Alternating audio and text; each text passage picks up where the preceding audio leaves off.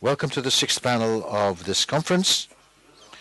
The topic here in this panel is memory, ethnicity, religion, Kurdish identity. I would like to first introduce our first speaker. Adnan Çelik works at the École des Hautes Études en Sciences Sociales. He's doing his PhD. He's working on a project, State Violence in Northern Kurdistan, and the social anthropological dimension with respect to conflict between Kurdish groups. His master's thesis was completed at the sociology department of the Konya Selçuk University, and he did this on the Hunchepek neighborhood, the famous Armenian neighborhood in Diyarbakır. That was the title said by the speaker in English. Between 2005 and 2011, in Kulp and Çınar districts of Diyarbakır, he was a teacher. Between Imaginations and Encounters, youth from Diyarbakır and Muğla Speak Out project was a project where he was assistant. I'll leave the floor without further ado to him.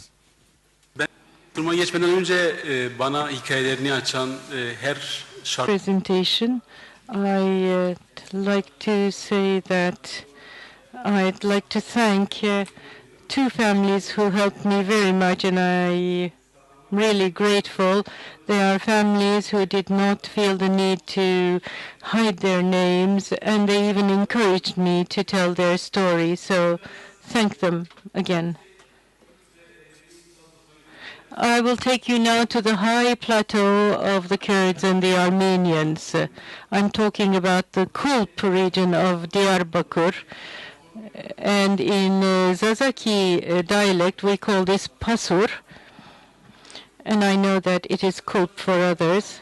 And I will be telling you of the stories of two families from Kulp. And let me say a few words about Kulp before their story. In fact, a bit higher up than Sason, this was a place which was a very important region at the time. In Kevorkian's work, we know certain things about the Kulp population. More than 6,800 Armenians lived there. And there's a monastery, 8 churches, which belonged to the Armenians at that time. And this town, in fact, is known through its resistance, the Talori region, which is the northern part of Kulp, where the Shan-Ashi tribe was settled. And then there was another revolt there. And finally, the 1915 genocide, of course, this was mentioned in many studies, since it was linked to Sason. And in the oral history work I conducted there in Taluri, I listened to the Lieutenant Kevork's story very often, and he was an important commander, Armenian commander, and there are many people who remember him very well. And of course today the town, as in many other places, is very homogeneous in favor of the Turks. And apart from the public servants there are mostly Kurds living in this town. And those who were able to survive the genocide and were able to go on living as Muslims among the Armenians are stories that are told mostly by grandmothers. But now I'll be talking about two families whose fathers also survived. And there are at least 9 important Armenian families from Kulp. They're not necessarily still there. They live in different parts of Turkey, but they have become Turkified. Bafle is a very frequently used term in Kurdish, which is used for the Armenians who Islamicized in order to survive. In fact, what I'd like to look into in this presentation is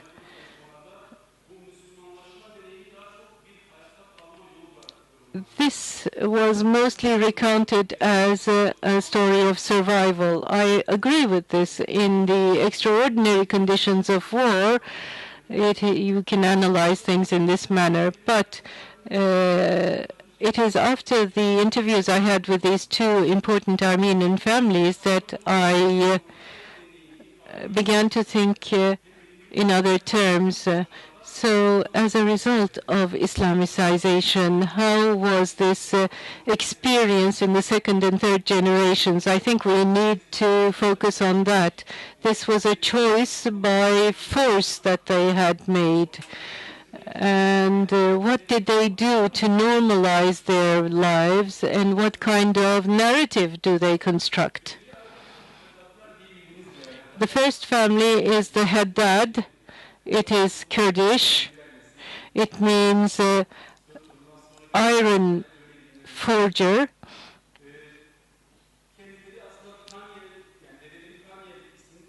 And in fact, their grandparents, their grandfather was called Daniel, and they were very well perceived by the Muslims.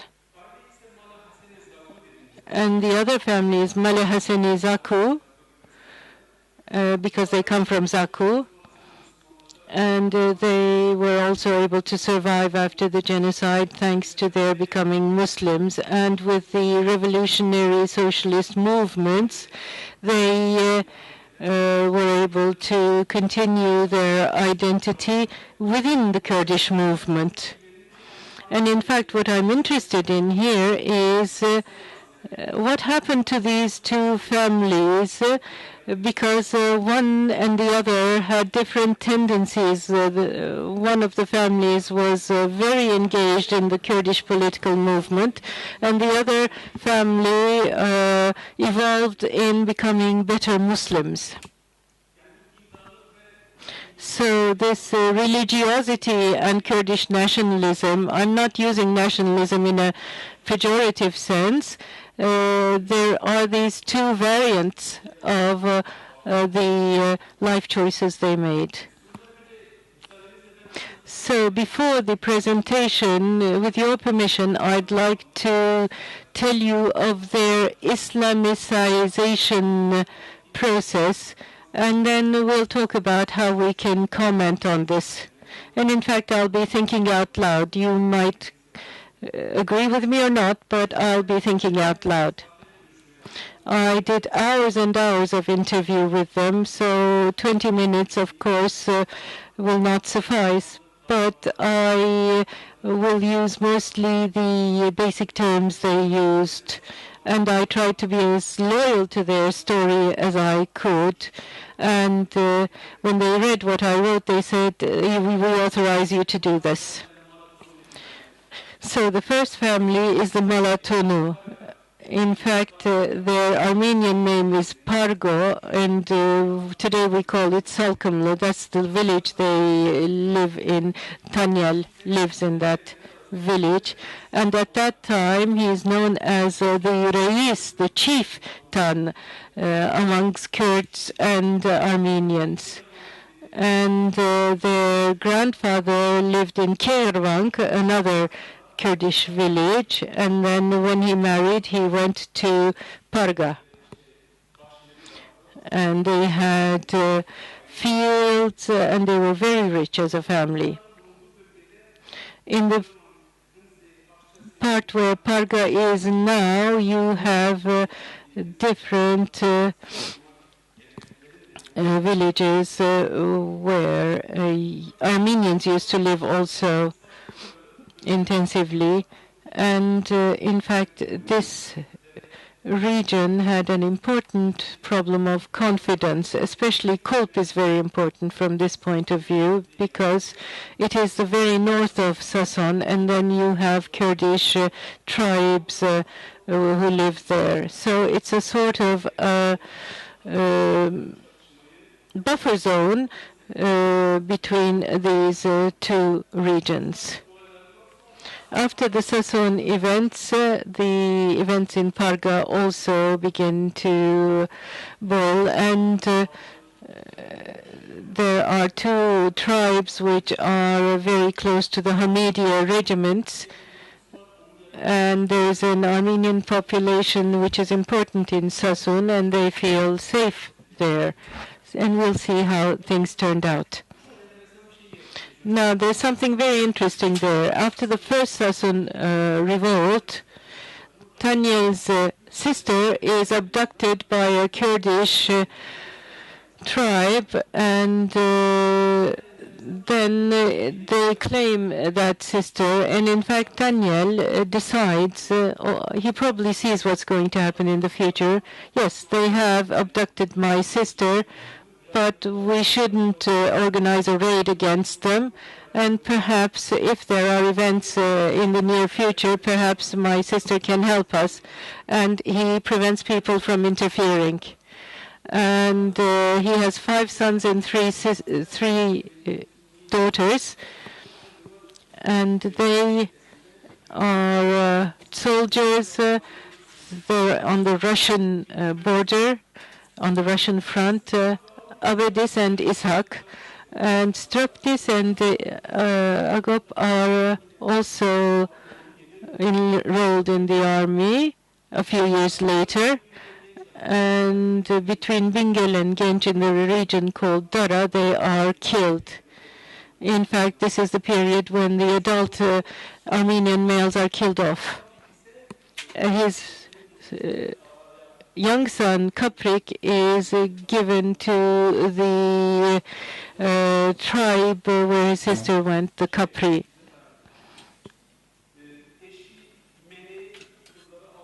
His wife, Meni, and his 2 daughters continue to live with him.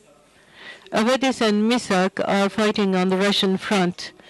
And in fact, Avedis learns from his commander that all of the enrolled Armenians will first go to camps in Hasankale and then be killed off. And this is interesting because a commander blurts out this information to an Armenian soldier. So he flees the army, he deserts, and he comes back to his village. And since they had already envisaged such misfortune, they had found a cave where they could hide. So that's what they do. And now the Bejiks, I think this is very interesting. I didn't see this in literature, but they speak of Hamidiya regiments, and then they speak of Askeri Bejik, which means military Bejik. Now, according to me, as far as I can understand from the personal interviews I had, in fact, this is an organization outside the Hamidiya regiments, like people who are semi-officially linked to the secret services. And these Bejiks play a very important role in this family's history. They chase the family and they track them down in the cave. And after hiding for a very long time, just as Daniel had envisaged, they take refuge in the Kurdish family to whom they had married his sister.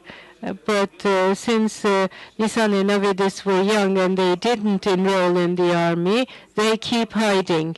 Misak and Avedis are one day caught by the Bejiks, and the Bejiks track them down.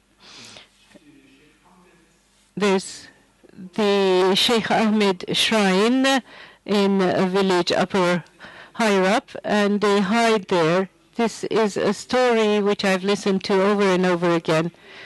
The Bejiks come, they look all over the shrine,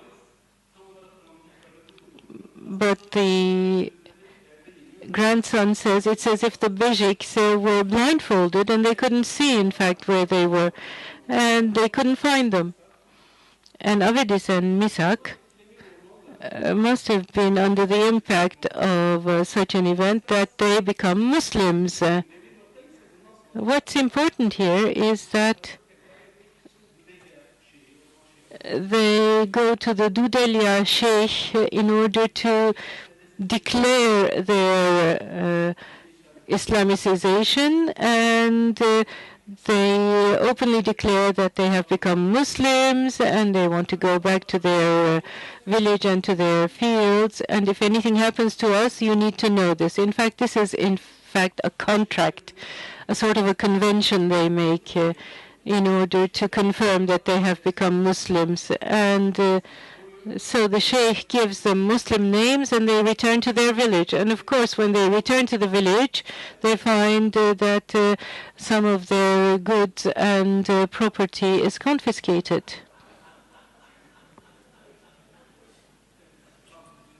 Yes, I'll be very quick. And in fact, they begin to speak of this as a sort of a miracle.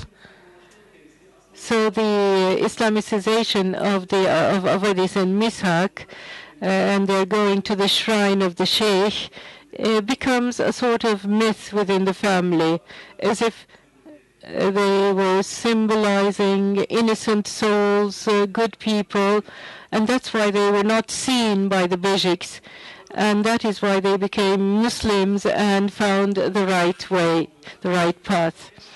And up to now, this is a very strong myth which perdures within the family. And I find this very interesting. And the other family, Malahasani Zaku, which is, to my mind, more interesting, a very rich family. First, the men are rounded up and sent to Lice and then to other places. And then the women and children stay. But instead of my insistence, they said first the men, then the women and the children, and they are taken to the Serde village on the way to Lice, and these children are killed off one by one in front of a cave. And in fact, the way he tells this is at the end of the cave, the sword would rise and the children would hold their heads, and they would expect the sword to fall on their neck. And at the moment when the sword was going to come down, the village mayor says, "I like this boy, would you allow me to have him?"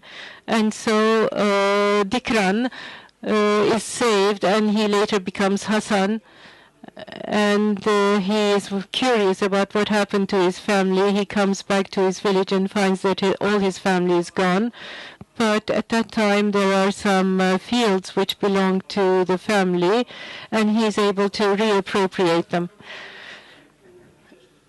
And in fact, this happens when Hassan is 9 years old, Dikran. So he grew up in a Turkish family and becomes a Muslim. And in fact, his son is not at all impacted by this past. You're telling us so much about what happened to you. How can you still be such a good Muslim? Because he is very well known as a devout Muslim. He always goes to the mosque and prays, etc. So in fact, the generation after that is a bit reactive as to how can you accept so much oppression with such benevolence. And all of this, in fact, shows us the trajectory of the family. In fact, that even if in the first generation you have this devout Muslim pertinence, then there's the socialization which takes place, and the family becomes more invested in present-day society. And in fact, because they remained in the village and were not very much in contact with others, that they were so. And the second generation went to school in Lice and were able to come into contact with alternative sources of information, which led to their becoming more socialized, and they became involved in socialist movements. And in fact, they saw this oppression in their family past as part of the oppression that the Kurdish people were under, and they identified to that as well. So their being known as Muslim Armenians was not of great significance for them. When we speak of this Islamization, we need to look at it in geographical terms as well. Did they stay in their village? Did they stay in a town? Or did they go into big cities? Because this directly has an impact on their engagement. For example, there's one boy who comes to Istanbul and reverts to Christianity and plays an important role in his community. But Avedis's sons who stayed in the village are very devout Muslims. They have stayed as such. Secondly, the gender issue is very important. We see that there are more male stories which are said. So there are stories which men tell and which are told over men. This tells us other things about how gender approaches were. And in fact, this is a place where such events had already begun before the genocide, and they also have Kurdish and Muslim identities which led them to be better accepted. Everybody knows they are Armenian of origin, but they are accepted as Muslims. And apart from becoming Armenians, you need to have other identities in order to have your place in society, and that's what they did, and later on took part in the Kurdish movement. Thank you.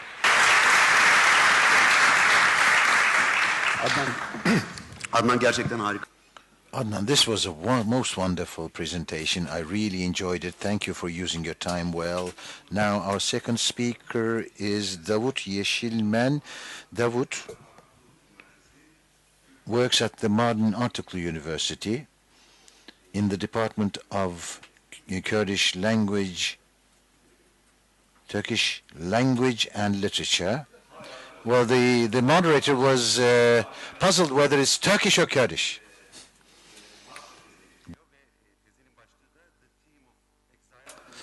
The theme of exile in the modern Kurdish novel is the title of his thesis.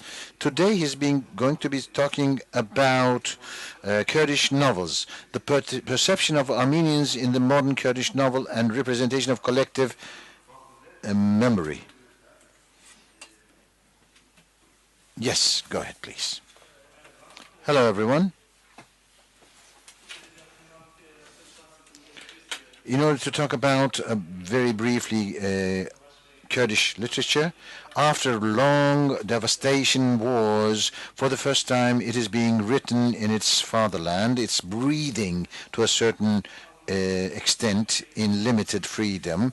We see this from the number of novels published and the sales, from the point of view of where the writers, the authors live, the content wealth of the works. In Istanbul, Diyarbakır and Mardin, there are more than 25 publishing houses and around 10 literature reviews or magazines. After the 1915 genocide, the Caucasus becomes the center for Kurdish literature, especially the Yazidi Kurds who enjoy the atmosphere of socialist Armenia establish a strong literary tradition. Then there are the Bederham brothers, the Hawar school. Then there's Stockholm and Nudem in the 80s. In the 90s you have Istanbul and Roshan, the magazine, and then in Diyarbakır and Mardin are now the centers of Kurdish literary tradition. In Kurdish literature in the 1915 genocide, migrations, revolts, massacres, firmans, the burning and evacuation of villages, the dirty war of the 1990s, lives of exiles, etc., are all taken up. Now, non-Muslims and tragedies experienced by them are taken up in Kurdish novels from the beginning. And the first writers that wrote the first Kurdish novels were not Muslims but Yazidis, and so they talked about this. Then in Stockholm, the same tragedies were taken up by people like Mehdi Zana, Fergin Melikay Koç, Mehmet Uzun, Mehmet Ali Ferho, Rıza Çopan, and Mahmud Baksi. In this context, one of the most important themes is the Islamization of children, especially of girls, and then the forcible marriage of these girls to Muslim men. I will be talking about 3 novels. These were published respectively in 2007, 2009, and 2011. Here, the themes are taken up in a literary and humanistic manner, not political ideologically, and they analyze the different themes of belonging and gender identity and Kurdish Armenian relationships. Now, the Gotinen Kunehkar, which means sinful words, was published. The author lives in Sweden. This was published by Avesta Publishing House. Hassan Mete is the name of the author. Takes us to a mystical world, and Behram, who is a guest of Lula Khan, Behram is a theology student, then falls in love with Nadina, who is the daughter of Lula Khan. Then they make a metaphysical trip to a place where they meet Mekrus Efendi, who is the grandfather of Nadina. He is really of Armenian origin. His childhood name is Marcus. When he was a child, he loses his mother, father, and elder sister. Then he is brought up by a friend of his father, who's a Muslim. So in respect of his father, the friend does not change Marcus's name, but then in time the village adopts the name of Mekrus. The author adopts a style which is similar to those of the Dengbej. After the story unfolds, we see Mekrus heaping blasphemy on God and Messiah. You have looked away when such pain and suffering was imposed on peoples, therefore you are not my God. The Mekrus Effendi turns to nature, and together with his son Lulu Khan, they create a mystical world based on the love of nature, animals, and humans. They live together with snakes. They consider fire to be sacrosanct and never put it out. They establish no relations with the other villagers. Their world philosophy is based on the loss of the family of Marcus when he was a child, and the fact that God never punished this. He says, in short, I've learned that this is the deed of God. I've learned suffering in the same manner as one loses one's parents and is so sad, then one is against what is sacred. That is why I was hurt by the Messiah and I was estranged from God. just like the situation in the St. George church. So he attacks both religion and God. The family's relations with the Kurds were very good. They knew Kurdish much better than they knew Armenian. Marcus's Kurdish was particularly good because he used to play with all his friends in Kurdish. Well, the friend warns the father is preparing, but not like an Armenian, but a Kurd. He dresses like a Kurd, and Marcus understands what he has in mind while he's preparing. My father was thinking like this. It's as if he had made a sin, he committed a sin by bringing us to the world. The father leaves the house and never comes back. Well, what happens is that horsemen and people with bayonets come, soldiers. The Kurds all disappear.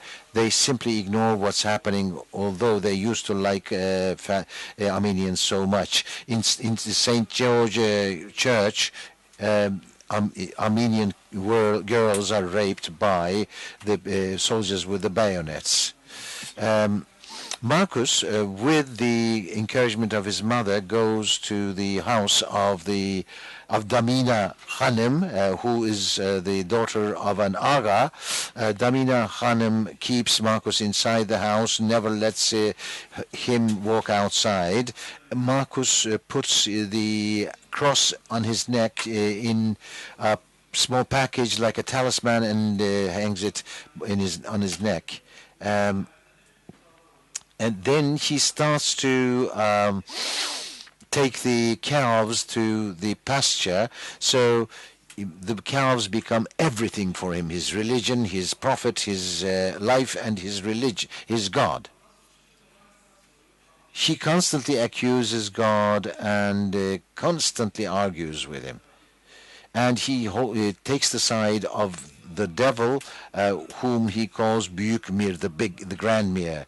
The second novel I'm going to be talking about is Bav File by Yakup Talermeni.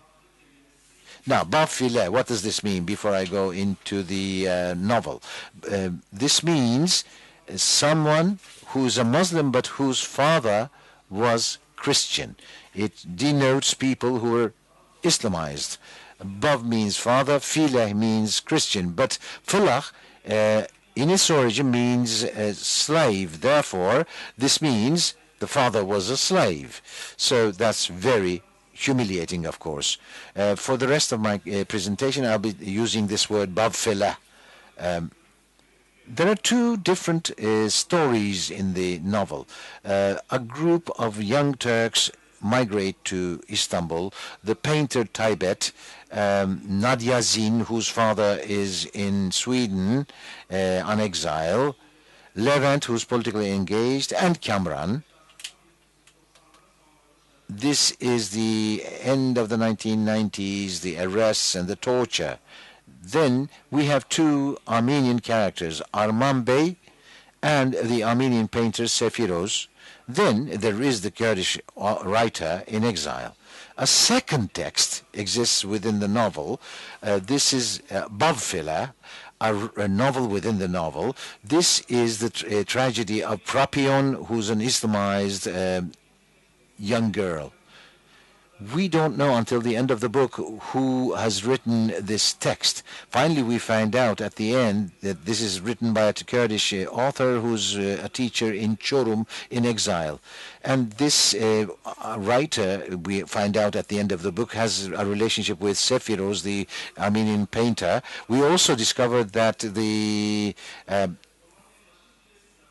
picture left at the door of Tibet belongs to Sefiroz, and he leaves it himself, he or she. The neighbor of Tibet says in at one point, we Armenians are the breakfast, you, the Kurds, are the lunch. So this really summarizes the whole novel. And this is the end of the 1990s, the beginning of the early 2000s. Abdullah Öcalan's capture, the moral impact of this on the Kurds, the emotional relations between Nadyazin and Taybet, the corrupt lives that they lead, etc. Well, topical current affairs are taken up from the point of view of very objective treatment of Armenian and Kurdish questions. Now, if I come back to the second text, Prapyon, who survives the 1915 Armenian genocide, has been adopted by a Kurdish family, and then is given the name Hedla, moves to Adapazarı, a province in the west of Turkey, together with his son Ömer. We see the relations here between Armenians and Kurds. When we read the story, when they read the story, Taybet and Nadyazin go to Adapazarı, but receive a confronted kind of reaction which they have never expected. Hrant, who is the director of an Armenian orphanage, I think the novelist here really means Hrant Dink, and the other Armenian painter Arman Bey bring in the question of the Armenian tragedy. The novelist implies that this is not only an Armenian tragedy, but a Kurdish tragedy.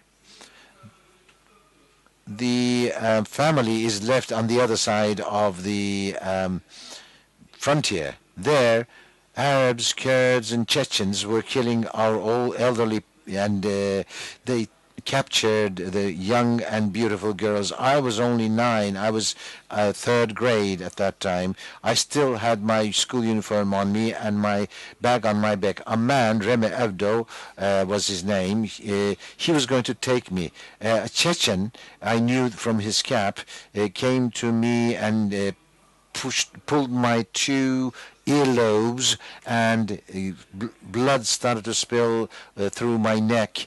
At that moment, Reme Evdo took me by the arm and took me to Bela, the village Bela.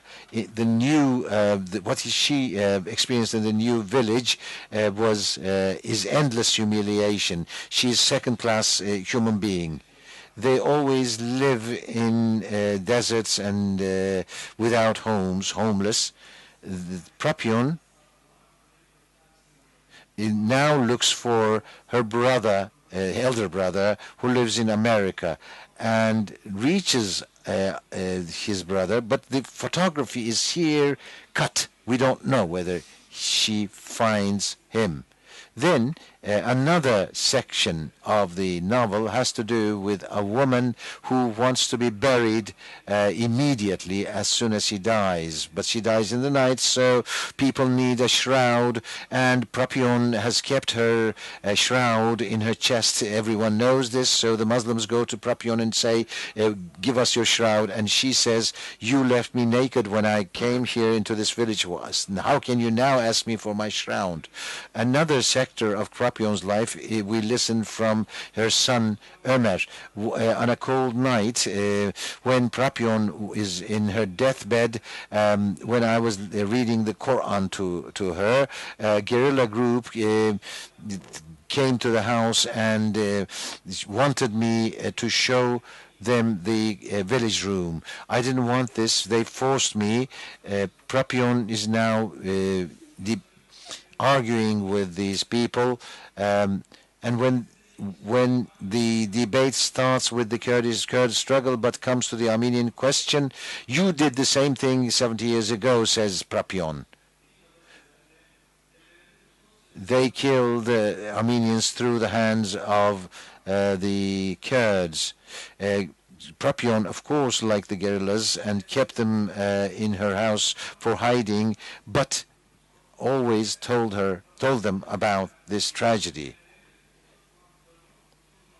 Arman Bey explains to the youth very at length how European markets, European countries use this whole thing for economic purposes. The muhtar, the head man of the village, explains everything and says, leave this village. They can take your house, the villagers who don't have any homes, and you may not leave this village alive. The third novel is Beshengeha Suretan, that is to say, exhibition of photography. Here, Irfan Amida talks about the Mardin and the entourage, and the environs, this explains a century of Armenian Kurdish relations for a whole century, using a multi-layered structure with the flashback technique. It is one of the most successful novels of the Kurdish literature. This is told by through flashback techniques. We constantly go to and fro within history. But in order to understand what's happened, I would like to summarize it chronologically, not from the point of view of the exposition of the novelist. When Aram's family is killed,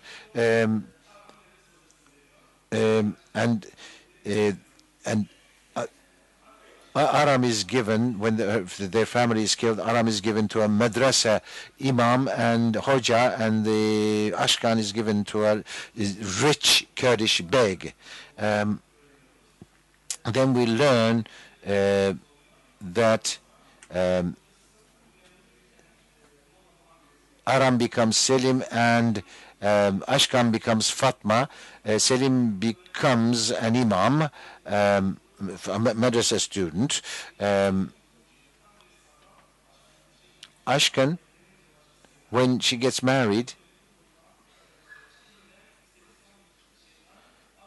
wants something from the sheikh to send herself to the village where her elder sister dies. Selim becomes a socialist and starts to work actively. Ashik Selim, Imam Selim, Communist Selim, these are all nicknames that they give to him. She sees her elder sister but cannot contact her. He is tortured in the 80s. The soldiers tell him, your revolution died in 1950, you Armenian bastard. Well, powerlessness is such that the people who are against you know your story better than you. He finds the solution to running away. In running away, he appears in a new identity in Istanbul, in Talabaşı. But before he runs, his elder sister is in her deathbed. The imam calls him, and finally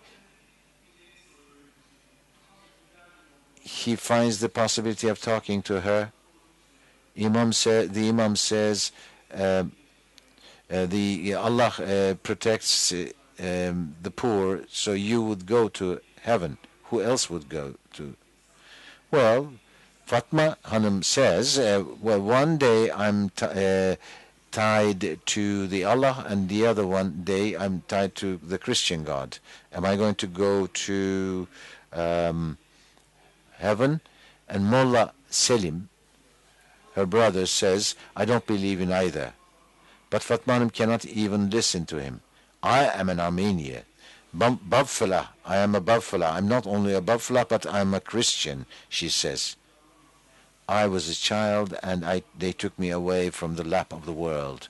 And she tells the story at length. I'm going to cut this short. While listening to her story, Mullah Selim listens. she takes out all the crosses she keeps and then shows these to Mullah Selim.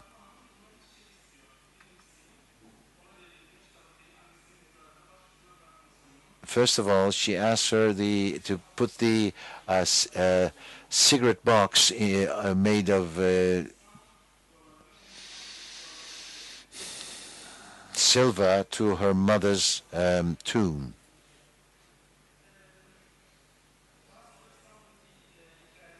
Then we go to Istanbul.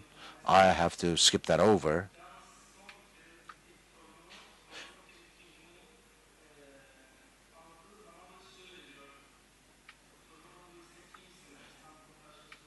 When he meets the grandchild, he asks who he is. Well, I'm the Imam Selim. No, I'm Aram. I don't know who I am. The Selim the orphan, the Selim the lover, Selim the Dengbej, Selim the communist. No, I am the elder brother of Ashkhane. No, of Fatma Hanım. First of all these novels are written in the 2000s. They are very confused. They constantly talk about plunder and genocide and fire and massacre, the Feman, all these things. They never mention what the perpetrators are. It's always the soldiers who are the sinners here, who are guilty. They constantly speak about the good relations of Kurds and Armenians. It's as if they were oscillating between the two sides. Wasn't it the Kurds who forcibly Islamized Armenian girls? For the first time we read novels where the Kurds are not victims. This is of course something against the accepted wisdom. In the novels, there are no details about the Armenian social or social cultural life. It's just these children who have survived the genocide. Thank you for listening to me.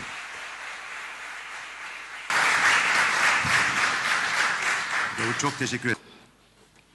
Thank you. That was a wonderful presentation. And now we'll be listening to Ramazan Aras, Associate Professor. He is at present in the Artuklu University of Mardin, and he has recently published The Formation of Kurdishness in Turkey, Political Violence and Fear and Pain.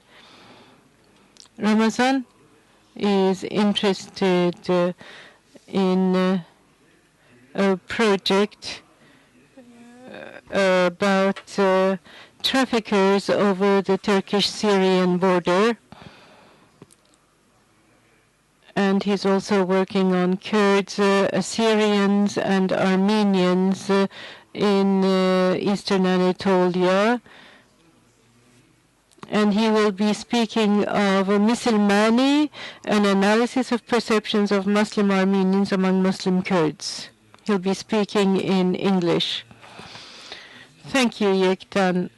I'll be presenting this in English because I already prepared it as such, so please do excuse me. My presentation is, when I was going to write about it, first of all, I thought I will write something about Muslim Armenians. That actually I did that presentation last year. So today I made some changes in the presentation, and what I recognize is that the perception about Muslim Armenians actually comes from the perception about, in a general context, about Christians and also about Armenians and Assyrians. So what I am trying to do today in my presentation is to use Michel Foucault's genealogy concept and method. I am going to make a genealogical exploration of Kurdish perception of Christians, but particularly Armenians, and how in the historical process it transformed and changed and shifted based on certain historical documents and my observations in the Kurdish community.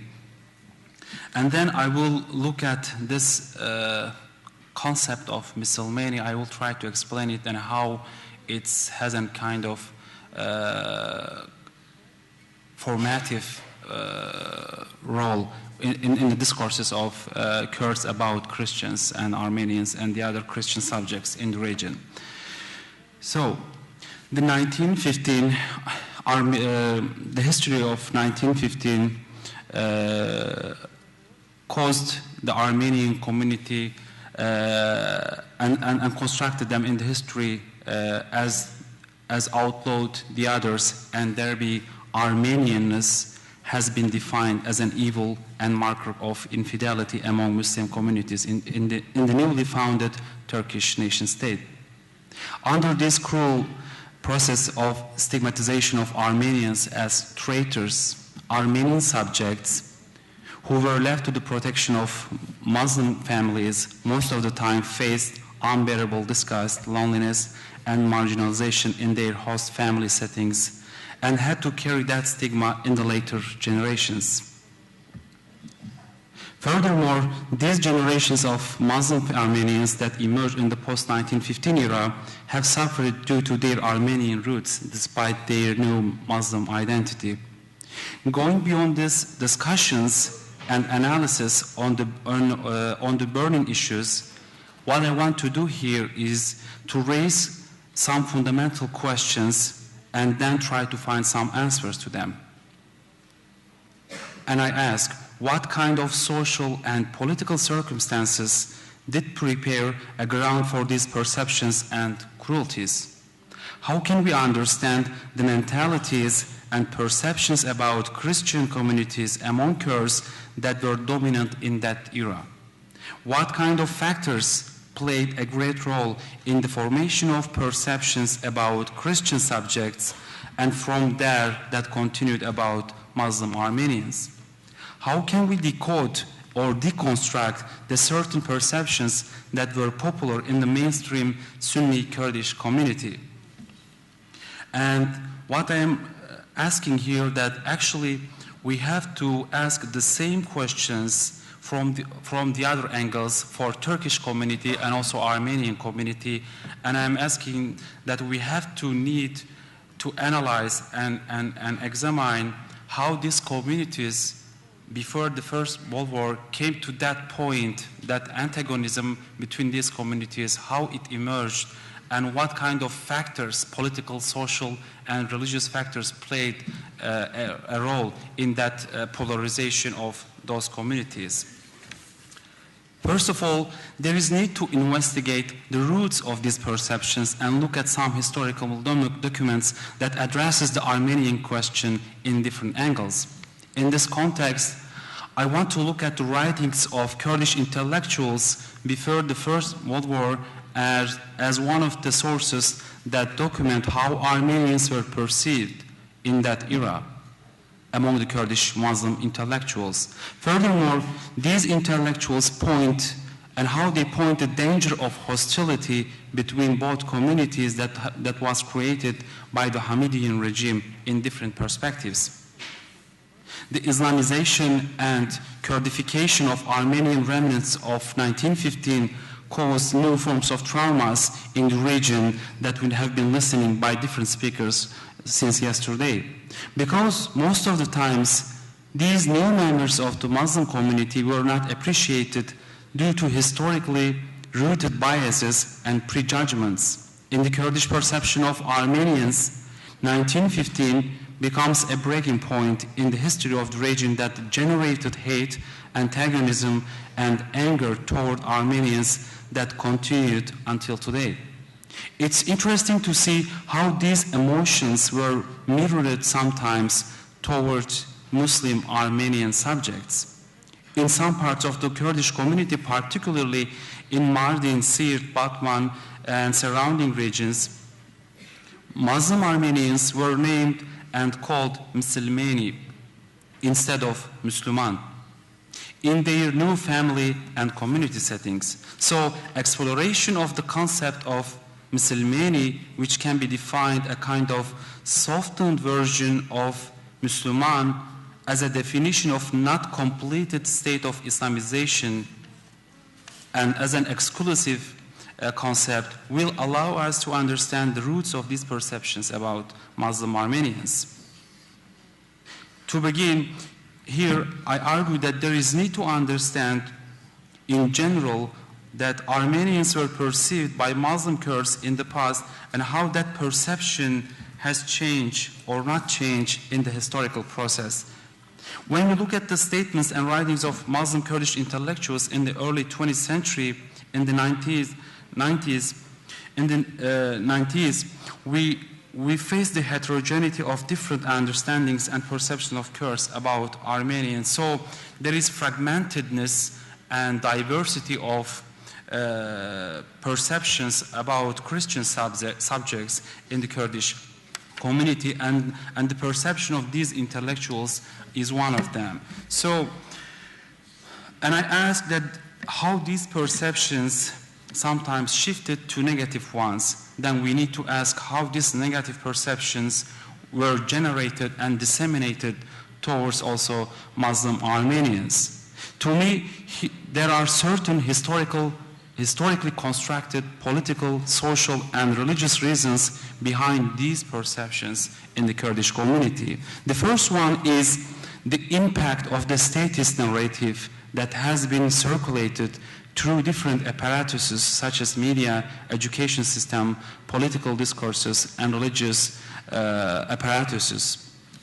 Here I want to emphasize on the notion of nationalism that actually created a huge antagonistic emotions among the Turks, Kurds, and also Armenian other Christian subjects. So we need to explore how nationalism played a great role in creation of enmity and in creation of polarization between these subjects, the Ottoman subjects, the Ottoman people, and a kind of antagonism and hate between Kurds and Armenians, or Armenians and Turks, or Armenians and Kurds. The second point that I want to make here is a great fear of independent Armenian state that emerged from those writings, as we see, and also in the oral history accounts. So in the grassroots, the Kurdish community, the members of the Kurdish community were surrounded by that fear that Armenians are going to have an independent state in the Kurdish populated areas, and that was seen as a trait that was used by also state apparatuses and state actors to use or to manipulate in the context of the manufacturing fear and manufacturing hate and antagonism against Armenian and in general Christian subjects. And the third point that I want to make is that are very dominant in the writings of these intellectuals and also in the oral history accounts are the narratives of Armenian troops and movements, their violence in the eastern part of the country, which were combined with the stories of muhajirs who migrated as a result of the violence of the Armenian nationalist movements in the eastern part of the region towards the western part of the region. So these stories and narratives of the muhajirs who migrated before the 1915 from east to the west, and the circulation of the fear of an independent Armenian state in the future were misused in the context of the manufacturing and producing this enmity and hate towards Armenian community among the Kurdish population. And the fifth point that I want to make is that we need to look at we have been listening the outcomes of the catastrophe of 1915 and the traumas during and after period. But what I want to emphasize here is that we need to look at the historical context and political religious discourses that created a ground for this war and for this catastrophe. And what I am asking is the question that actually has been asked by many scholarship that are focusing on political violence in the contemporary period. For example, when Hannah Arendt is asking about how the Holocaust actually came out and how the Germans turned to be mad, or did they really become mad in one night and start to killing Jewish people, or is it something else that has a historical roots that was embroidered in different stages through the centuries even.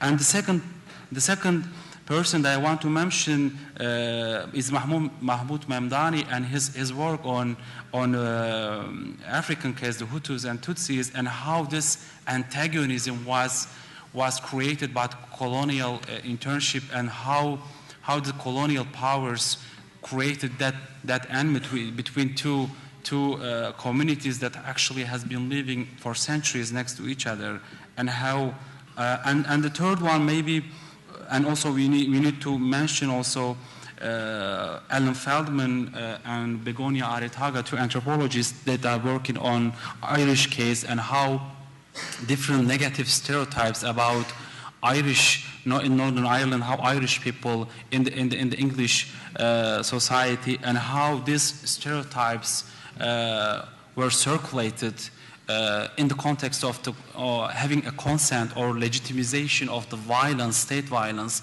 against the counter subjects, the Irish community. And the last sample that I want to mention is Sarah Ahmed and her important work on the politics of fear. And I think this new literature on political violence will help us also how fear and hostility and antagonism was created and manufactured by state and the Ottoman state and the officials and state-sponsored apparatuses in that era, and how it gave a consent to the catastrophe of 1915 and massacres during and after period. So it's very important to see in different cases we can understand how the consent is produced by officials and state actors. But what I am asking, and I think it's the most important, is to look at how the consent and legitimization of the violence is produced and manufactured by local people, by people on the streets against their own neighbors that actually have been living for a long time. And we have to think about on these issues and try to find some answers. So to give you some examples about Kurdish intellectuals in that era, and through that examples I am going to document and present the diversity of perspectives among the Kurdish population in that era and how they are differing from each other. So the first, when we look at the text, we really, it's become very clear how the Armenian question actually was very dominant in the agenda of the Kurdish intellectuals. So what I am saying here is that the Armenian question was very strongly discussed by Kurdish intellectuals, and actually through their writings we can understand and see the footsteps of catastrophe of 1915. They are warning the officials, they are warning the Kurdish community about what they are doing and what they are conducting against Armenian subjects. So the first one is the Kurdistan newspaper, which was founded by Midhat Bedirhan and was published from 1898 to 1902. In the many issues of Kurdistan newspaper, Abdurrahman Bedirhan criticizes both Armenian side for their intention of an independent state and the Kurds for their support of Hamidian regime. In his writings, he makes a call to Kurds not to collaborate with Hamidian regime in his attacks on Armenians. Similarly, the Armenian question was on the table in the writings of many Kurdish intellectuals in the Kürt Teavun ve Teraki Cemiyeti gazetesi, the newspaper of the Kurdish Society of Solidarity and Progress, that was published from 1908 to 1909 in Istanbul. Sayyid Abdul Qadir, as the leader of the association, as one of the leading figures of the Kurdish intellectuals in Istanbul, criticizes the old Ottoman regime, the reign of Abdul Hamid, and its role in creating enmities between Kurds and their neighbors in the Kurdish populated areas. In the writings of the Kurdish intellectuals, the question of Armenians is constantly emphasized, and which actually indicates how the voice of footsteps of catastrophe was actually heard 6-7 years before. In the same way, Babanzade Ismail Hakkı, as one of those intellectuals and thinkers in that era, in his article titled Kurds and Kurdistan, that was published in the first issue of newspaper, harshly criticized the statist discourses of Hamidian regime that presumed a historically constructed hostility between Kurds and Armenians in the region. He states, I quote, Kürtler üzerine atılan ağır iftiralardan biri, Ermenilere sözde eskiden beri düşmanlıkların bulunması ve sözde öteden beri Ermenilerin can düşmanı olmalarıdır. Geçen dönemi, Abdülhamit dönemini kastediyor, insanlık tarihinden çıkarıp atmak mümkün olsa hiçbir halkın komşusu her zaman arkadaş olan diğer bir The speaker is reading out in Turkish what was written by a Kurdish intellectual at the time, which criticized the Abdulhamid regime for creating enmity between the Kurds and the Armenians, and says that if Kurds had any enmity against the Armenians, they would have done great damage to them before. And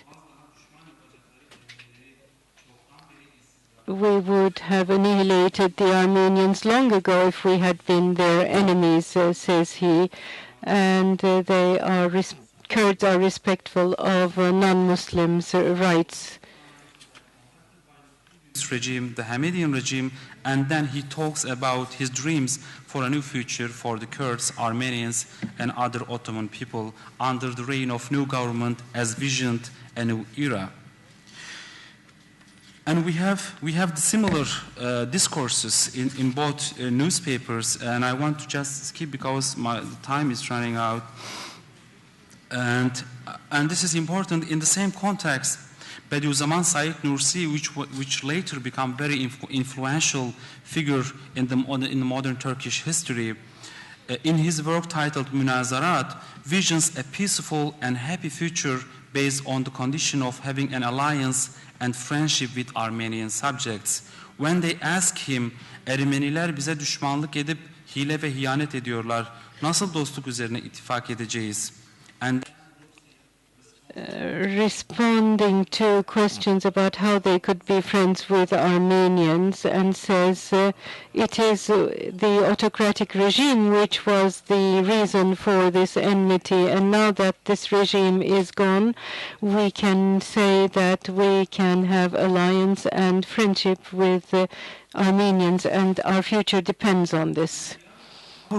Powerful. So here we understood from the world of Kurdish intellectuals how Armenians were mentioned and perceived in a friendly manner in spite of all state-sponsored interventions to destroy social fabrics of communities and neighborhood in the region. However, what happened in the before, during, and after First World War and 1915 indicates how the statist ideology that was employed later became successful in the region. And the other powerful reason behind this perception is the state-sponsored religious discourses that has been employed from past to the present against non-Muslim and even sometimes against converts and converted subjects in the case of Muslim Armenians. The state-backed politics of exclusion of non-Turkish and non-Muslim communities have resulted in absence of their voices and histories from past to the present. In this labor of the state apparatuses, the institution of religion has been the most influentially misused one against non-Muslim subjects. In most cases, some state-backed religious leaders like sheikhs, mullahs, and the others have disseminated certain prejudices and injustices against Armenians and Syriacs in the region.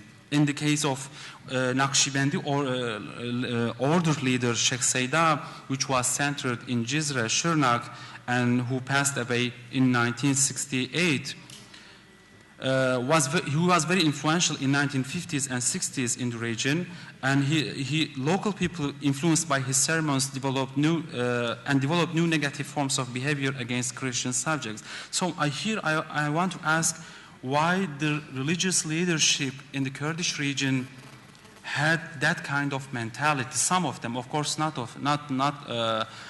all of them, as we know, many other religious leadership who actually try to prevent the catastrophe and the massacres. But I want to ask how, in the case of the Sheikh Seyda, how they think in that way and why they did have this negative images about and thoughts about Christian subjects. And through my exploration, I found two important texts that actually have been taught and read through centuries in the Kurdish madrasas in the region. One of them is the text of Al-Minhaj by Imam Nevevi, and this book is one of the most important texts that was read after the Quran in the Kurdish madrasas by faqihs and mullahs and sheikhs and other religious figures in the region. And the second text is called Ghayet by Abu Suja, and that text also was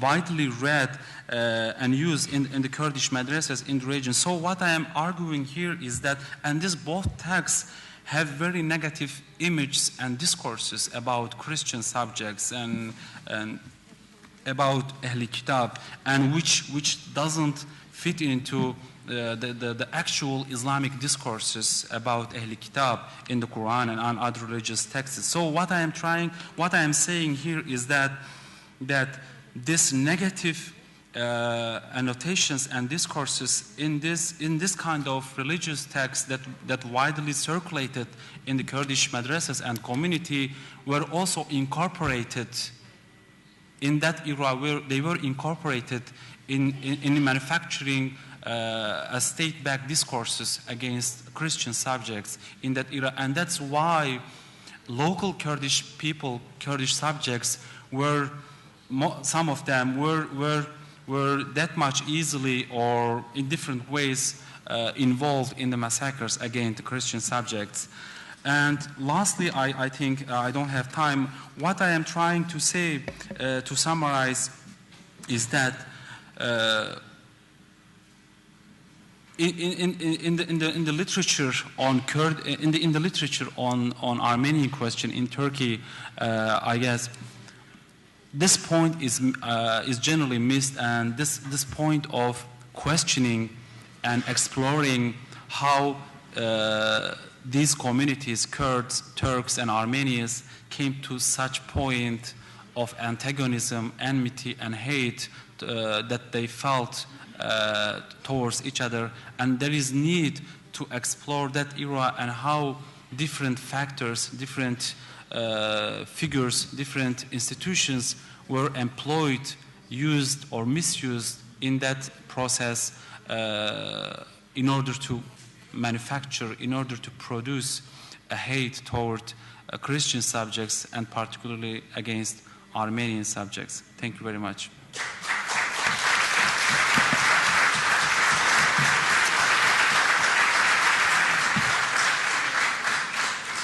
Thank you very much, Ramazan, for this great presentation. Ben şimdi sanırım Now, two people will be making a presentation. You're not going to use 40 minutes, are you? Just 20 minutes. I would like to start out with Murad Uçaner. He is a freelance researcher, and he works on Antep.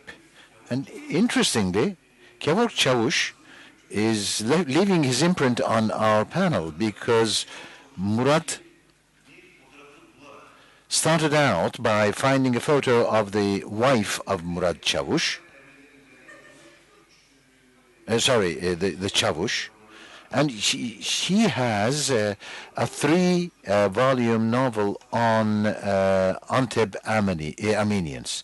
Ümit Fırat is in the Department of he finished his master's in the Department of Art and Literature of Sabancı University. Now at Clark University, there's a small mistake here, it seems. Department of Holocaust and Gender Studies. It's no, you haven't changed it, is it? Holocaust and Genocide Studies, I suppose. He has recently published in İletişim Publication House, at İletişim Publishing House, The Spirit of Laws, The Abandoned Properties. They're going to make a very interesting presentation today. They're going to talk about a facet of the stories of Besni Armenian orphans who were Islamized during the 1915 Armenian Genocide. Hello, everyone. We're really going to talk about Antep.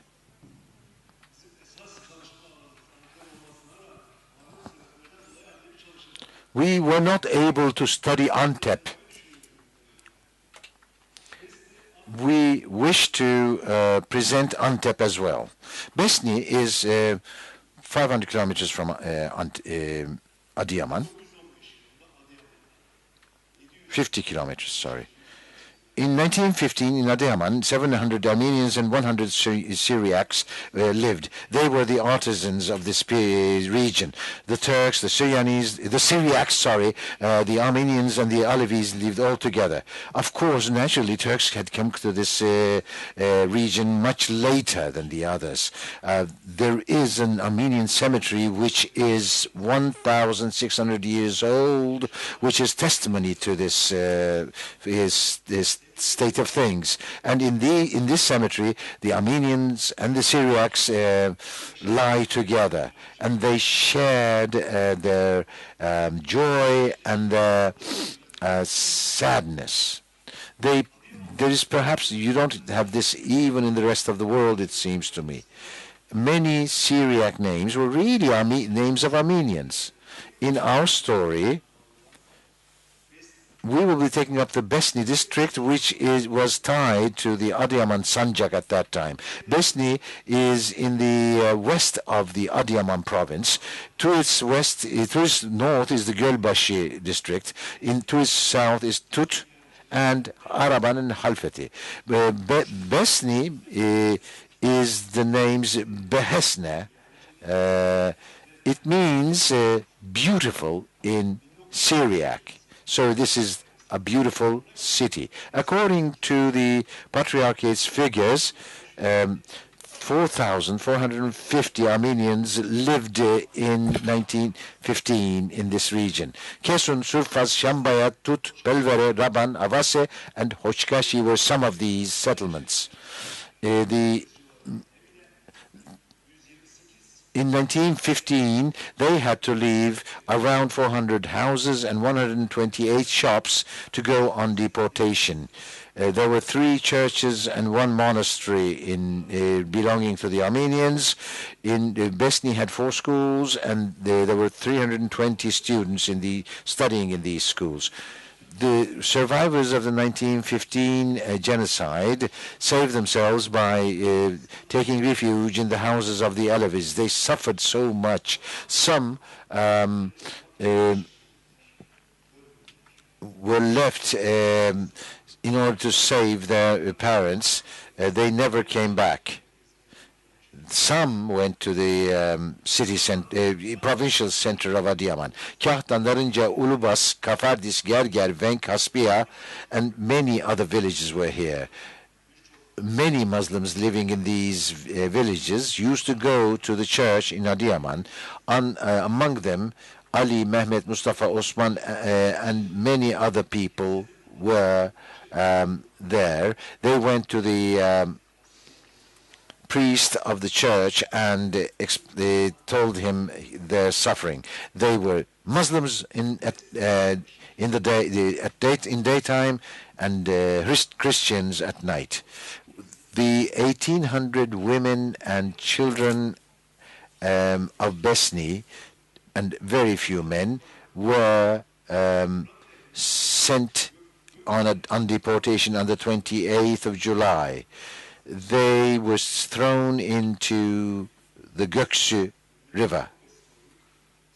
Today we're going to talk about 35 or 36 children who were left orphans after having lost their children, how they became orphans. While we were doing this, we are going to be basing ourselves on oral history on the basis of interviews.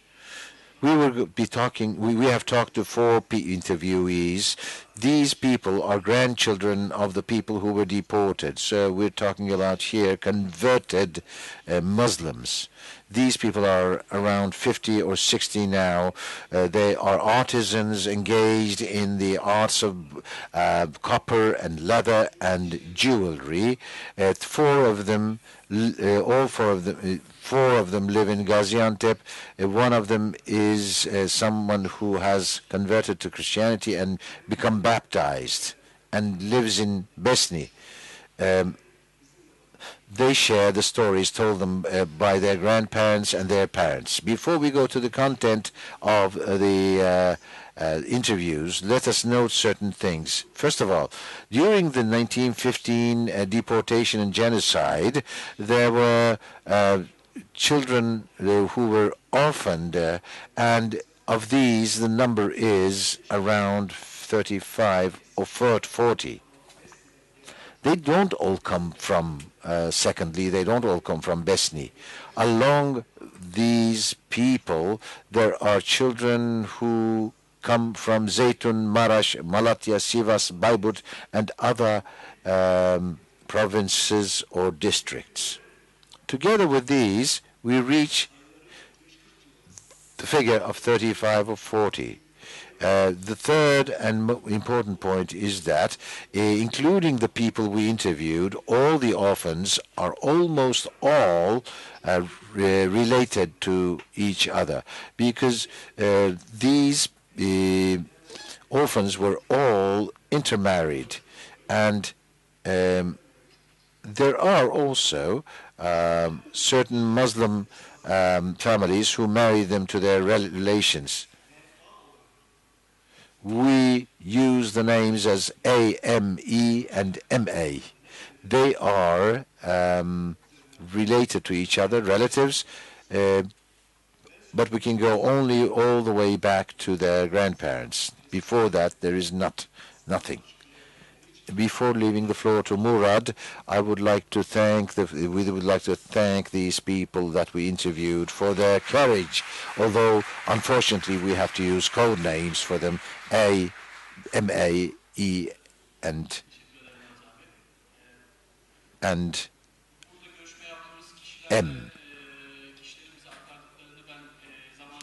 Thank you, Murad. I'm going to share with you these interviews.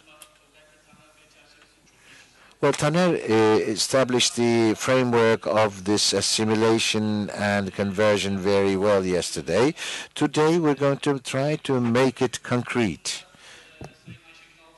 Ayşegül Altınay, in her presentation yesterday, said something about the title of the conference.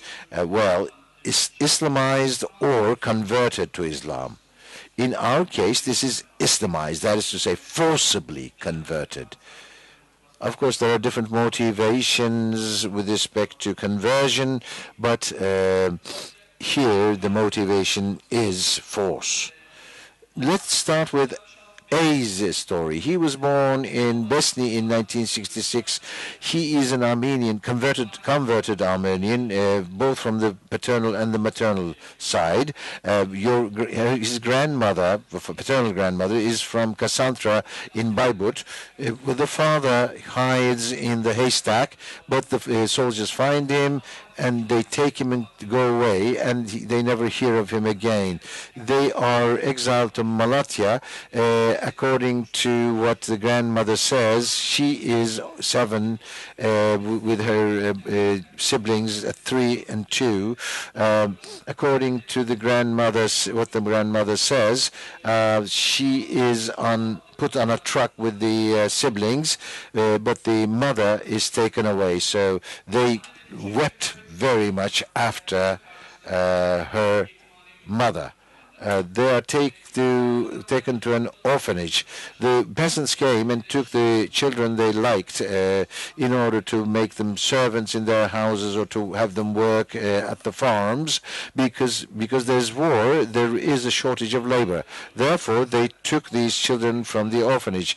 His grandmother was taken by a peasant, and she grew up as siblings with the children of these person. For long years, they visited him as their sister.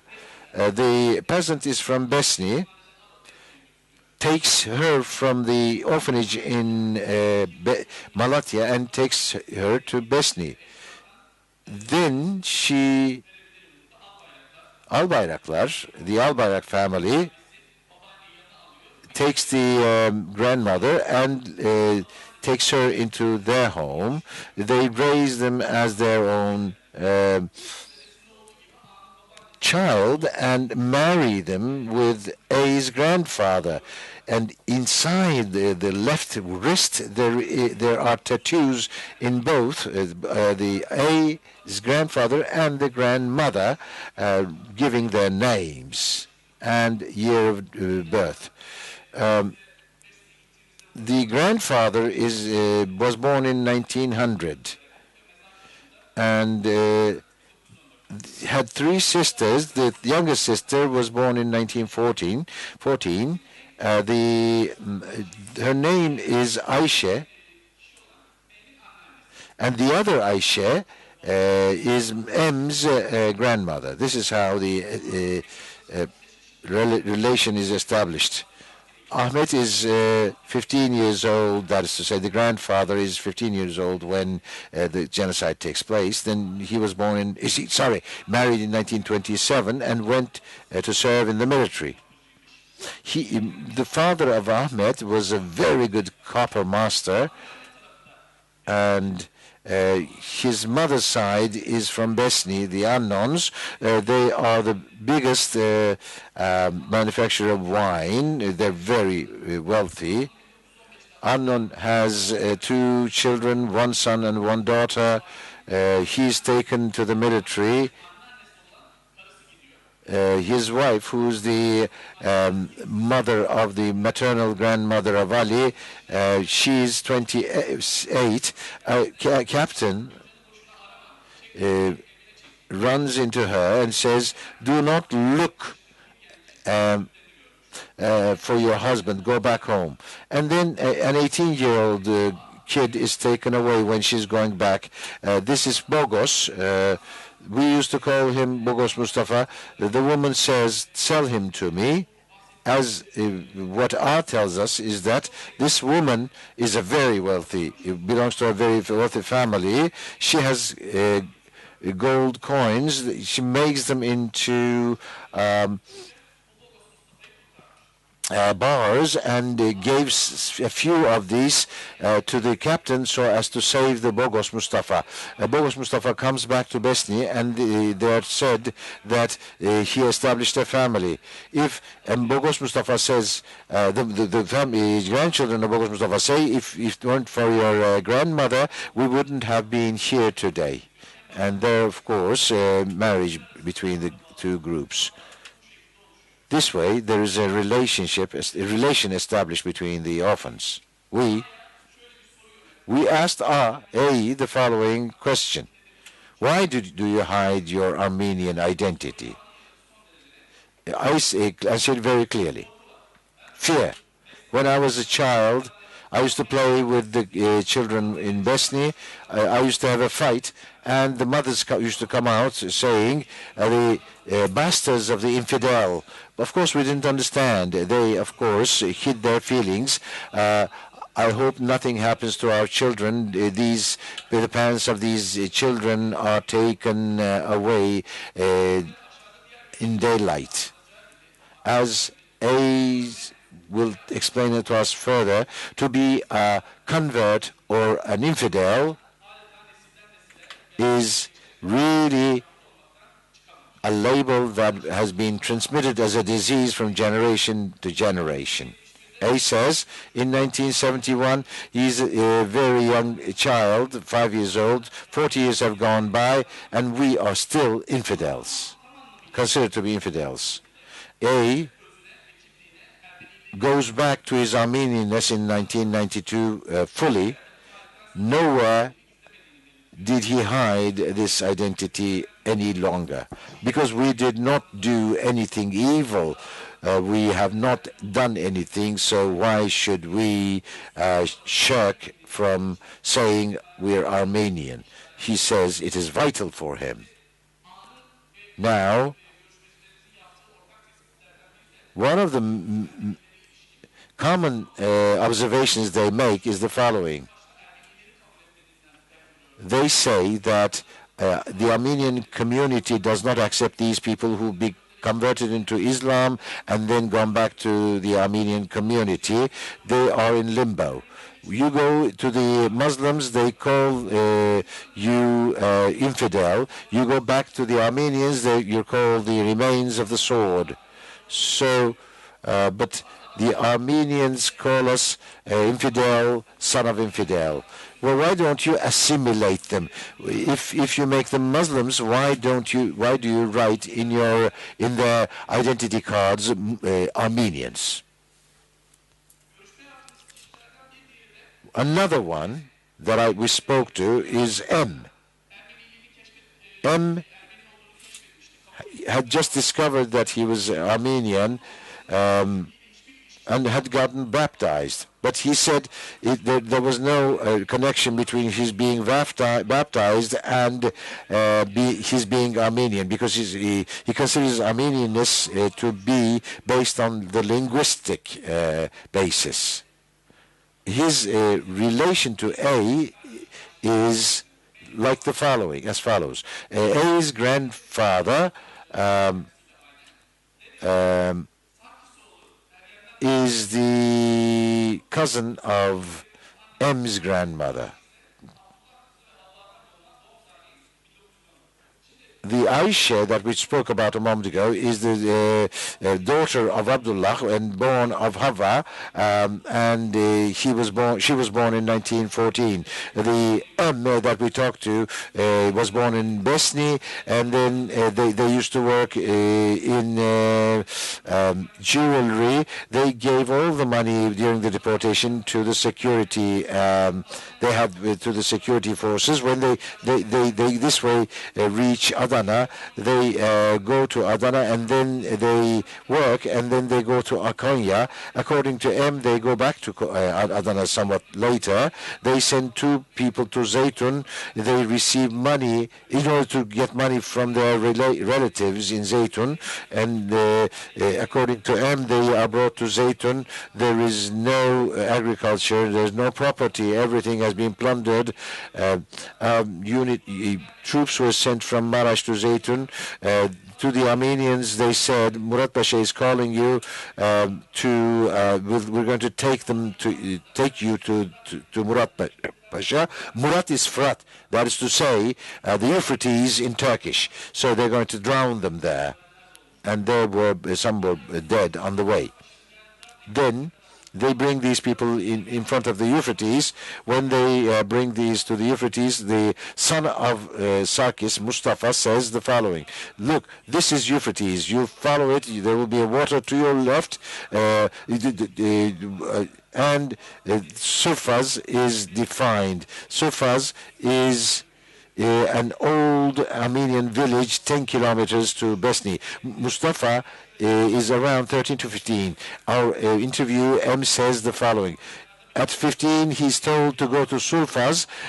He was going, and then he had an elder daughter who is at the age of becoming a bride, and she said, I wish God took my life, and I wasn't left in their hands. And the father said, go into the Euphrates. The girl does. And for 3 days, the mother and the father watched the Euphrates. Now, I don't have time for the rest. Here, what we want to do is this. We talked about the deportation and the genocide around Besni, and the orphans which were a result of this. We interviewed the grandchildren. All of them had converted to Islam and had lived as bona fide Muslims. The next 2 generations lived as Muslims, but the society stigmatized them as Gavur, that is to say, infidel. The following sentences are characterize best their situation. Let us forget. Who are we? Have we chosen our mother? Have we chosen your father? Have you chosen where you were born? You can only choose your friends. So what do we pursue? We come from Noah. We are the children of Noah. So we are, whenever we say we're from Besni, they say, I am a dönme, a convert. It's as if I were a dishonorable person.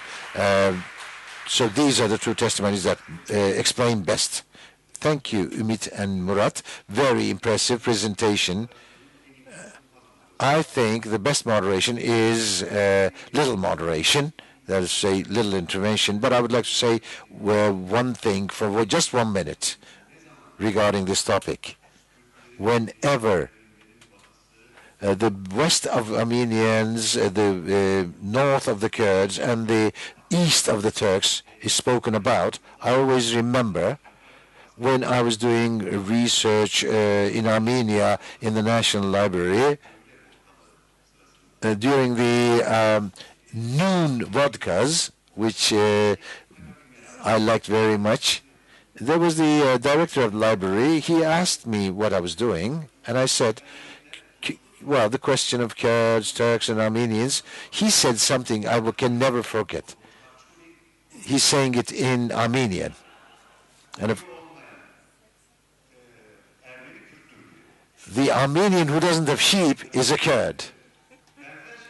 In similar manner, Rafi was someone I read with great interest in the 1880s when he was writing with respect to how people were perceived that came from eastern Anatolia. When we saw Armenian that came from Van or Mush, we call them Kuro.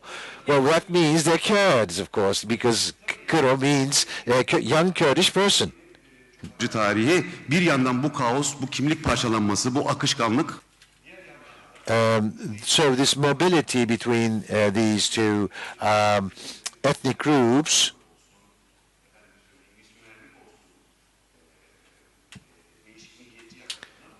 bunu rapt altına almaya çalışan bir So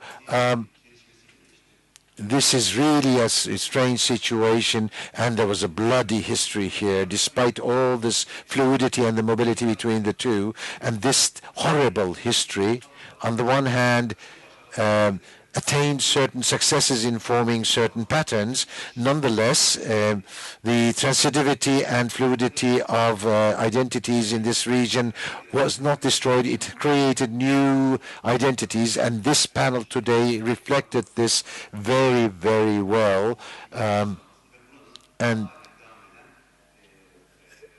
this fragmentation of identities that was based on violence accepts no categorization. I thank all the participants, the speakers, and now we can turn it to the audience.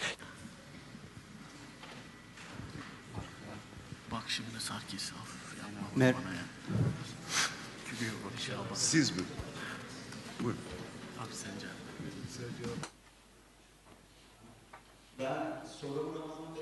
My question goes to Ramazan Bey. Hello. My question goes to Ramazan Bey, but the others can answer too if they wish to.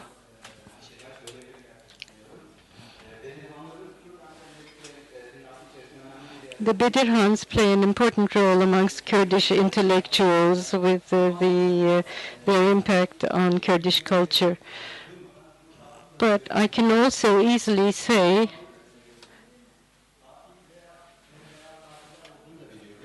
that there are also murderers. I'm not going to dwell upon whether this is a paradox or not, and what this murder was about, but today there are people and institutions who feel Kurdish up to their necks, and how do they feel about this? Could you please repeat your sentence in a more concise question? The role of the Bedirhans on the Armenians, how is it reflected in Kurdish community today?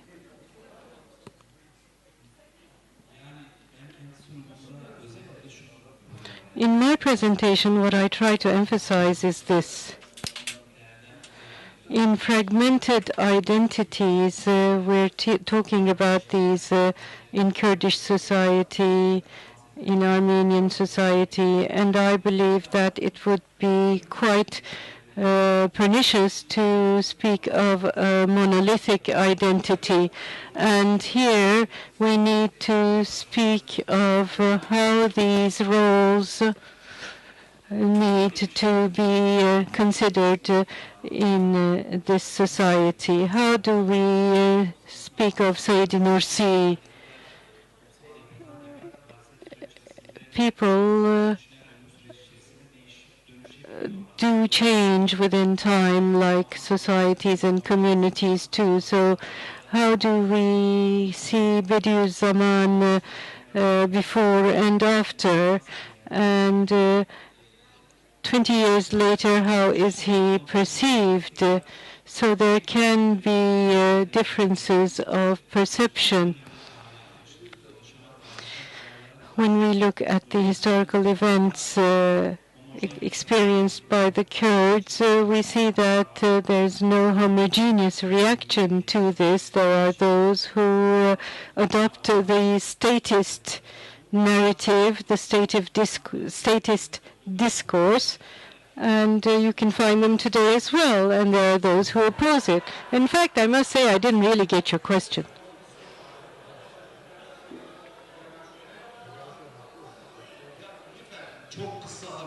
Please be very brief, very brief. Just one sentence and one real question.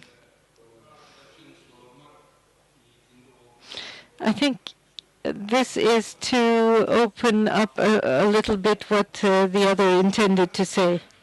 We're talking here about Christian Kurds, the Nasturis. When you speak of Nasturis, the Islamicized Armenians and Christian Kurds and the Bedirhana have a relation with the Nasturi. I think we need to take all of this together. Thank you. Yes, go ahead, please. Microphone. A question for Ramazan. You said that in the second half of 1916, the Armenians abducted certain migrants at that time through their movement. Do you have sources for that? As regards the migrants, I did an oral history study on Assyrians. And while I was working on the migration from Mardin to Sweden, this came out. So these are people who came from the east and settled in Mardin. These were migrant families, and their stories came out. So from these oral history sources, we can see how the local people perceive Armenians and how they integrated the statist discourse of hatred, even in a region where you don't have Armenians, where you have Assyrians. So this is a spiral of hate which we can find in oral history studies, and how it is used to legitimize violence.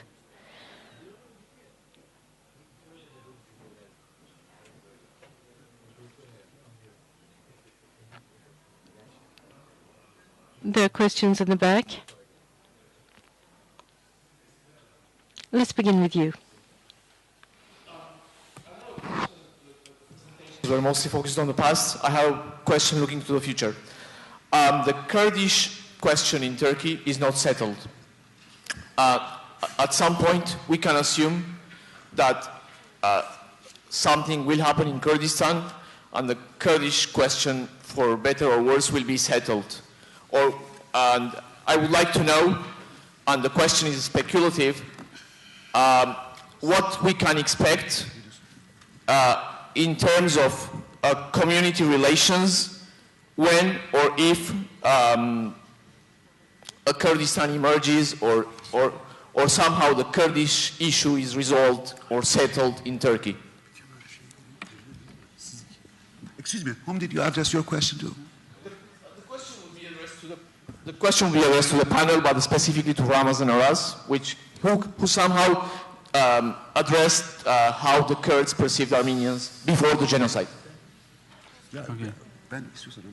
Okay. Yeah, why don't we? Actually, I think you can also respond to this question.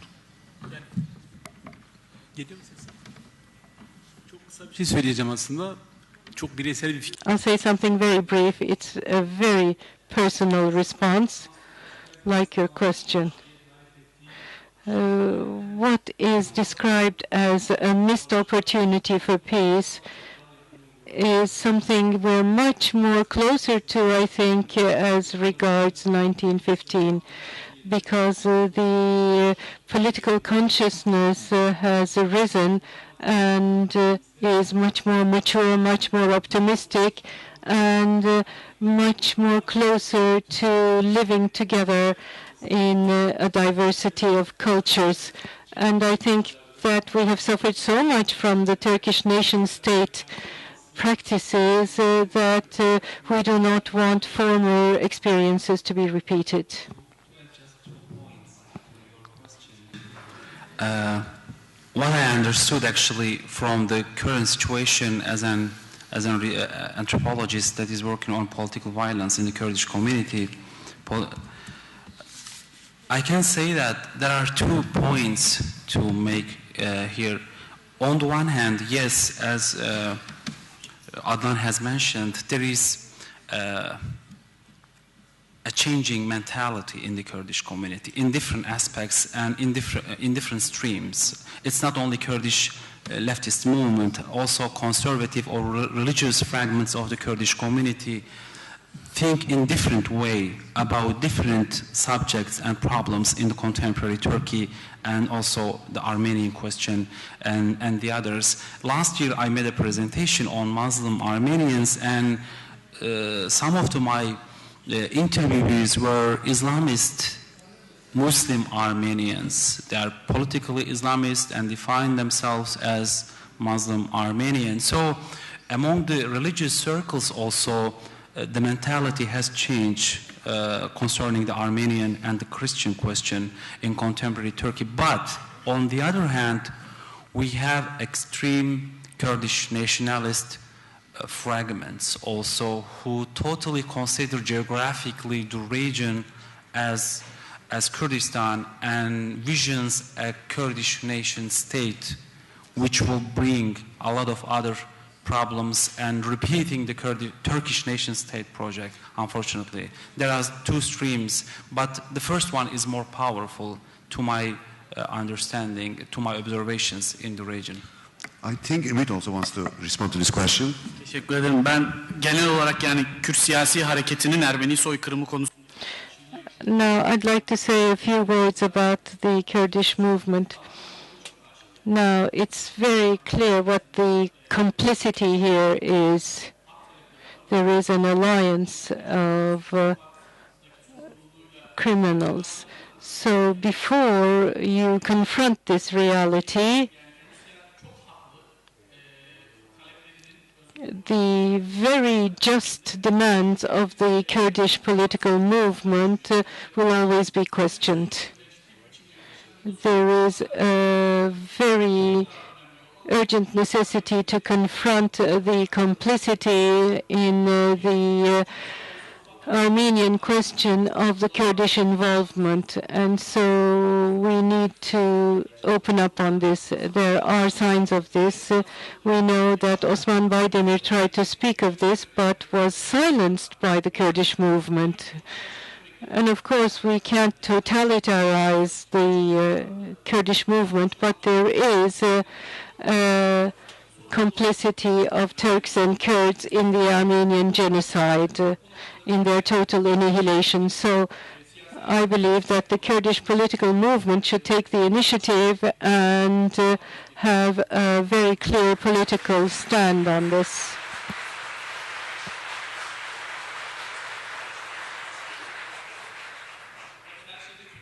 Of course, we can't blame everything on the Kurds. You need to see that as well.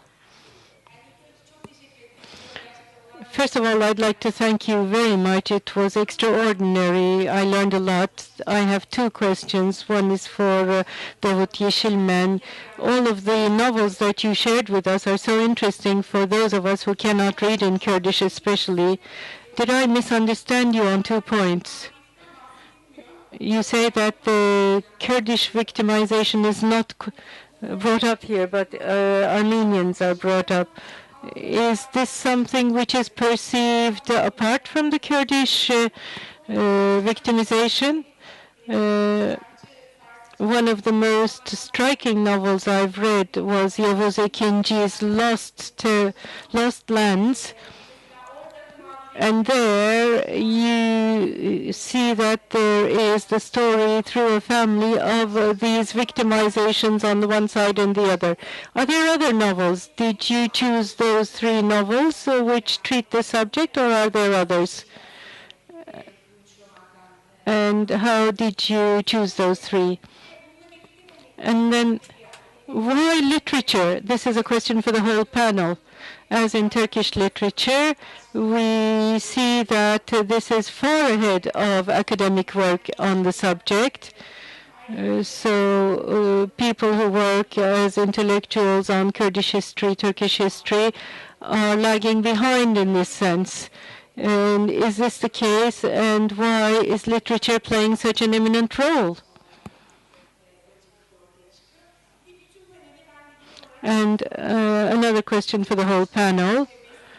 In such studies in different places, these were very difficult to conduct up until very recently. what change came about to enable you to do this work, and how did you get involved in it? Would you please tell us about that? Thank you for your question. Yes, one of these three novels was translated into Turkish under the name of Günah in Itaki Publishing House, and the other two are on the way of being translated. In fact, here I tried to touch upon it, but I suppose it was the lack of time which led me to skip some places, and that's exactly the point you're pointing out. Aram comes to Istanbul with a Kurdish identity and takes place in the Kurdish movement. There's also the Kurdish victimization here. And they want to give this message. In 1915, we were breakfast, and after 1991, you have become lunch, is what he says. And in fact, the two other novels dwell on this as well. For example, if you go to my mother and ask her, and she doesn't know a word of Turkish, and you say Suryani, she would say the same thing. We were breakfast and now you're lunch. Why literature, especially Kurdish, is a very rich language, especially for oral literature. And the writers we have today come from this tradition. I can say for myself, for example, that I went to a madrasa when I was young, and I knew by heart Ahmed Hani's work, all his works. I memorized them. And Denbej culture was very important where I grew up. And since I grew up with that culture, I've been a teacher for the last 6 years, and I have difficulty with Turkish. First I wrote this text in Kurdish, then translated it into Turkish, and I think those who have Kurdish as a mother tongue have this culture. Some of them are, most of them are very far from a political culture, and can express themselves much better through literature vis-à-vis their experiences. But when you look at Kurdish writers, you don't see any politically involved people. Yes, as I said, there are some others who wrote on this. Mehmet Uzun especially. I don't know why he came to the forefront, but there are others. But as far as I know, there are 5 or 6 writers, and these are only the ones I know. And there are more than 10 novels. And there is a very humanistic approach in all of them. Because before that, there was an ideological discourse. But these novels were published in the late 2000s, and they're much more fresher in their language and in their approach. And that's why I chose these 3. I would like to say a few things in addition to Davut. In fact, what strikes us in these novels is that the 2 victimizations stand side by side of the Kurds and the Armenians, because they are both alienated. They are kept outside the mainstream society, and the confrontation and conflicts they live are similar in this sense. And as for the second question, there is what we can call the zeitgeist, the spirit of the time. I believe that we do have a spirit of the time, and I believe the Kurdish movement has really led us to clear our minds in this. I'd like to add something to Ayşegül's second question. In fact,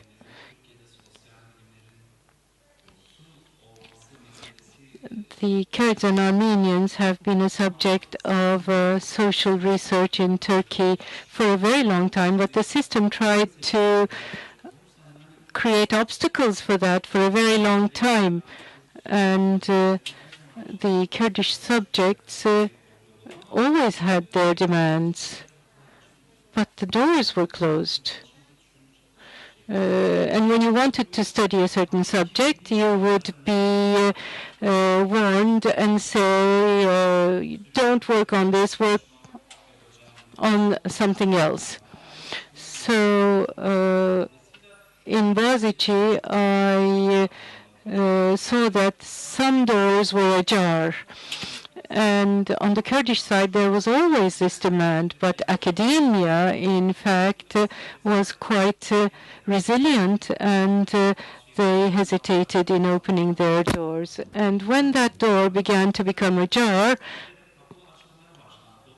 we furthered our work. So the otherization of the Kurds by Turkish academia began to fade away, and a social consciousness also came forward after 2000 to have these studies advance.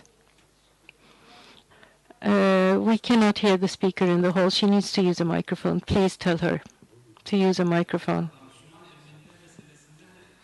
In Muslim Armenians, people didn't talk on Muslim Armenians. I believe that the murder of Hrant Dink was a breaking point. That event really created a point of no return, and people began to murmur from the right, from the left, and I know from my personal experience that it is that specific event which led to many people thinking about these issues. Yes, go ahead, please.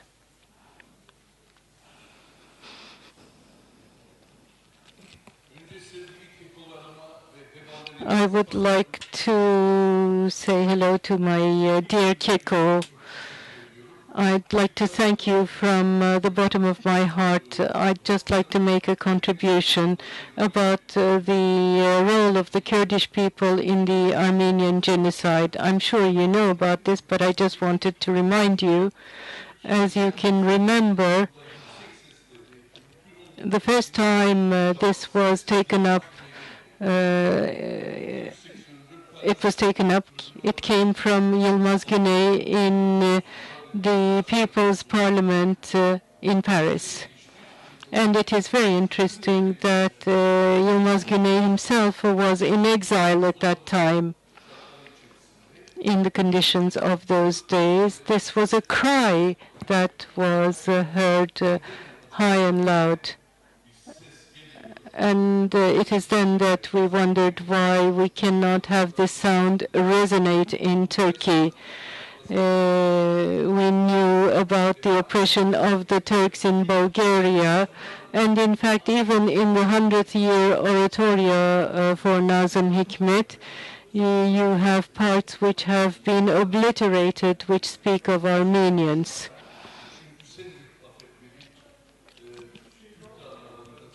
And he is reciting a poem from that oratorio.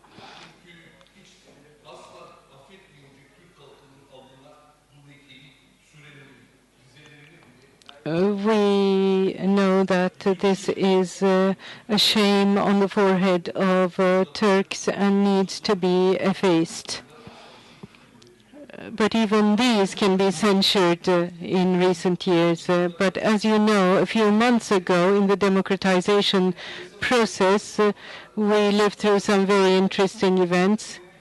Of course, we need to see what kind of censure was there as well. But all of a sudden, you can see that there are very dissociated sentences, one from the other. And all of a sudden, you feel that somebody wants to say something, but this is censured by those who reflect this. Could you please speed up? Yes, I know it's bits and pieces I'm saying, but I wanted to remind you of all this. And I'll say something lastly. This is an anecdote and very striking. When I was working in Armenia,